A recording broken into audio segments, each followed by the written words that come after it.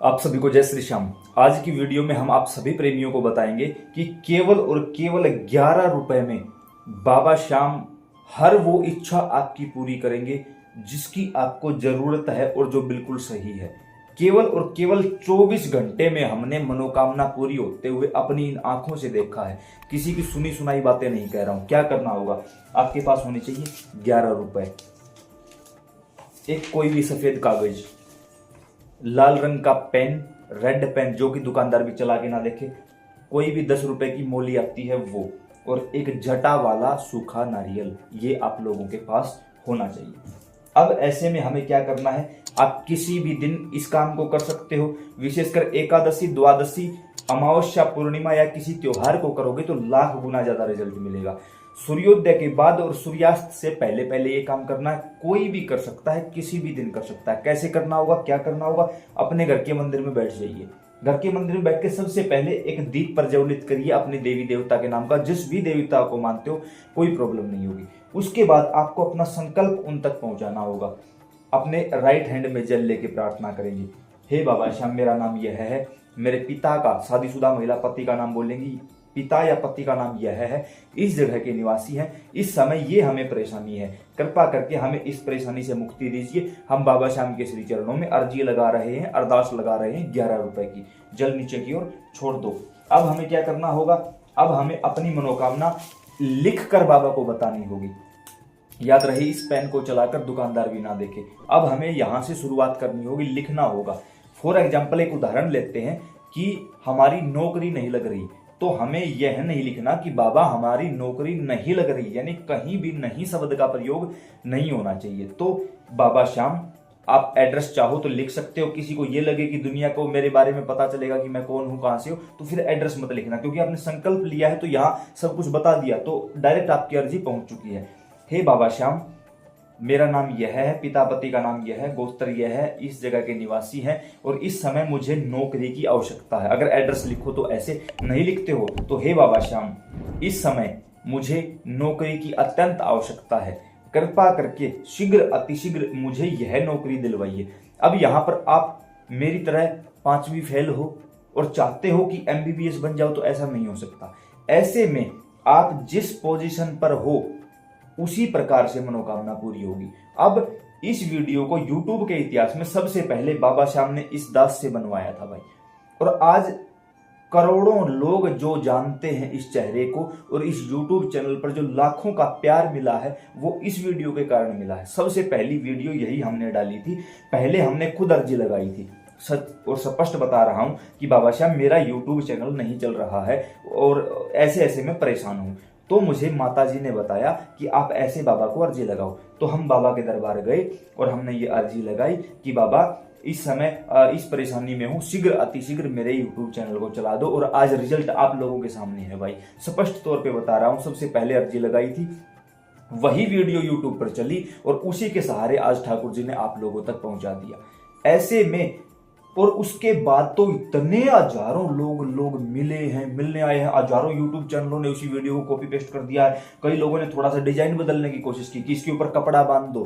गलती से भी मत बांधना, मान के चलो इसके ऊपर आपने कपड़ा बांध दिया, किसको पता चलेगा इसके अंदर आपने अर्जी लगाई हुई, किसी को पता नहीं चलेगा।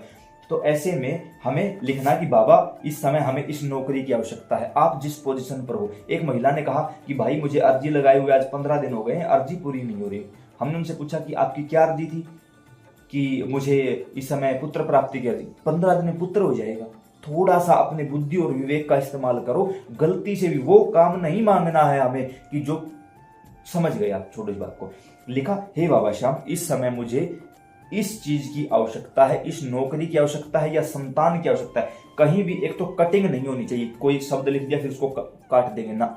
हिंदी में लिखोगे, हिंदी में ही क्यों, ताकि पढ़ने वाला आसानी से पढ़ सके। हिंदी में लिखो, हे बाबा श्याम, इस समय मुझे नौकरी की आवश्यकता है, मैं इस चीज की तैयारी कर रहा हूं और इस तारीख के हिसाब से ये नौकरी आने वाली है, इसमें मेरा सिलेक्शन करवाइए। ये लिखा, इस पेज को ऐसे फोल्ड करो। फोल्ड करके इस पेज को आपको 11 रुपए इसके अंदर रखने हैं, और थोड़ा सा इस तरीके से रखने हैं ताकि वो निकल के बाहर ना आने पाए।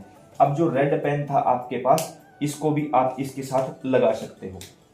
जो मोली आपने रखी हुई थी, उसको आप इस प्रकार से इसके साथ लपेटोगे। याद रहे, लपेटोगे, बांधोगे नहीं, गलती से भी बांधना नहीं है हमें। ये लपेट दिया। अब ये जो रेड पेन था इसको हमने इसमें अटकाया है थोड़ा सा, बस।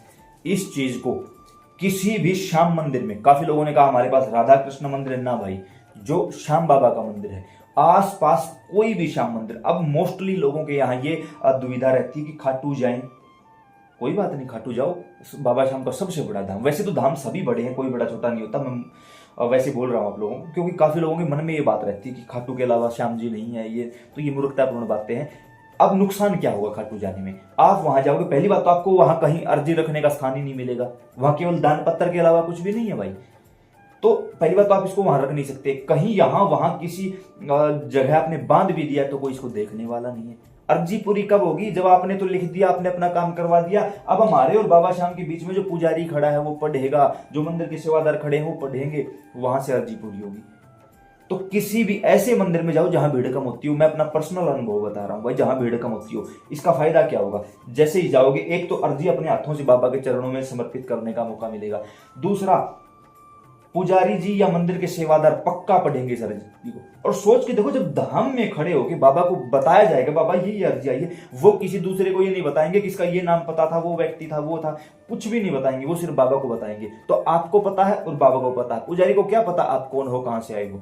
तो ऐसे में बाबा के दरबार जाओ, समर्पित करो, और वहां भी खड़े होकर अगर मौका मिले तो यही बोलो, बाबा अर्जी मेरी मर्जी तेरी, जल्दी से काम करवा दे। दीनानाथ अनाथ का भला भया संजोग, जो अब तारोगे नहीं मेरी हंसी करेंगे लोग कि बाबा अर्जी लगाने का काम मेरा था, आगे पार करने का काम तेरा है, और अब जग सही होने वाली है, मालिक लाज रख ले कैसे भी। जब ये बात बोल के आप समर्पित करोगे, किसी की औकात नहीं आपको रोक दे।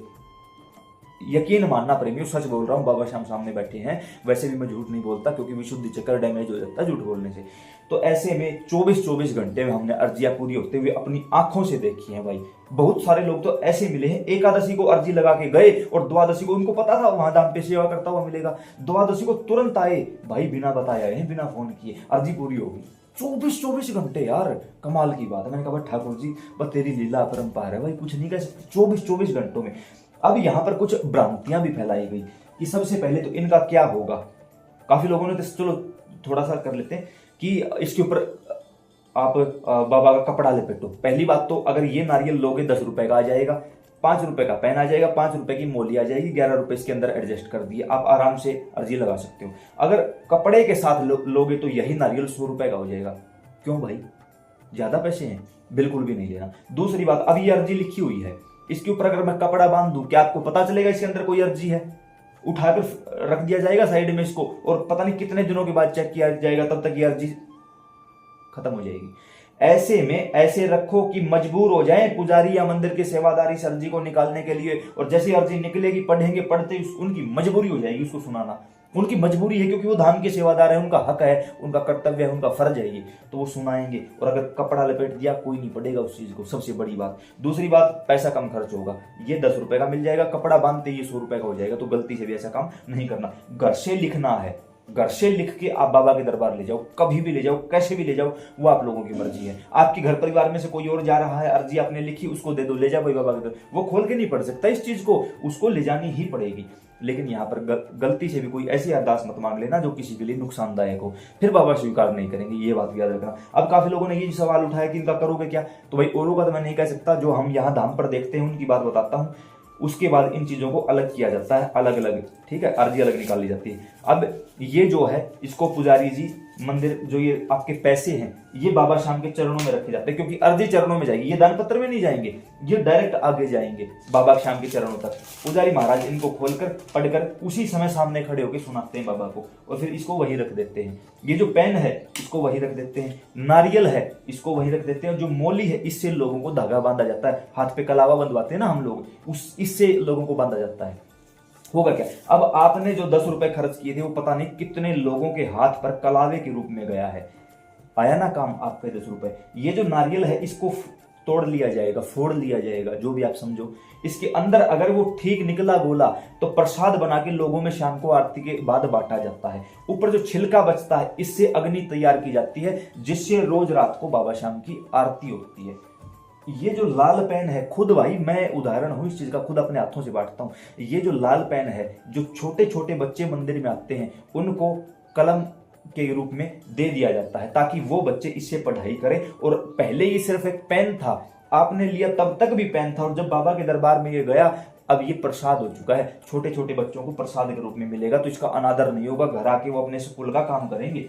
ये जो अर्जी का पेज था इसको अग्नि जलाने के लिए इस्तेमाल किया जाएगा, इसको और इसको अग्नि के लिए।